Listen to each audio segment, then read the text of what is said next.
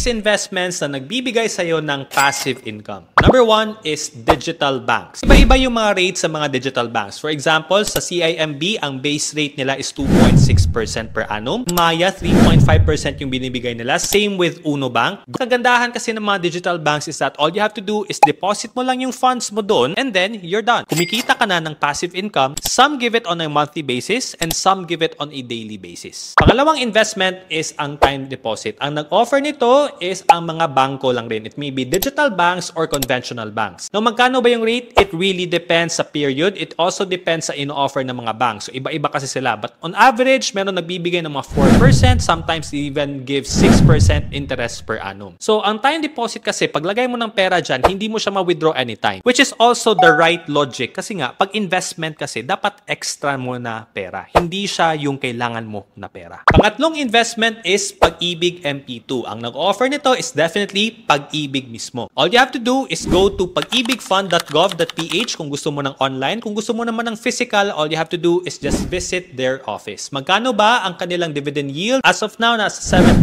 dividend yield per annum. Every year, it changes. Sometimes it goes up, sometimes it goes down. It really depends on the performance of Pag-ibig also. Pang-apat na investment is REITs, also known as Real Estate Investment Trust. By law, they are required to give out dividends to their investors. Now, magkano naman yung kikitain mo dito? It really depends. Some give 5%, some give 12%. But please be careful with dividend traps because it doesn't mean na mataas yung dividend yield ng isang kumpanya, automatic okay yan na kumpanya. That's not the case. You really have to check the profile of the company and the financials. Make sure that the financials is on the positive note para consistent yung pagbigay nila ng mga dividends at saka tumataas yung value ng dividends. Panglimang investment is dividend stocks. So, hindi lahat ng stocks sa stock market ay nagbibigay ng mga dividends but there are few na nagbibigay sila. Especially pag sobrang laki na ng negosyo. Tulad ng BDO, Globe, PLDT, Meralco, San Miguel, Aboitiz. Since malaki na itong mga kumpanya, kahit na kumikita sila ng pera, meron pa rin silang extra na pwede nilang ibigay sa mga investors. So, magkano ba ang mga dividend yield? It really depends also sa stock performance pero sabihin na lang natin na sa mga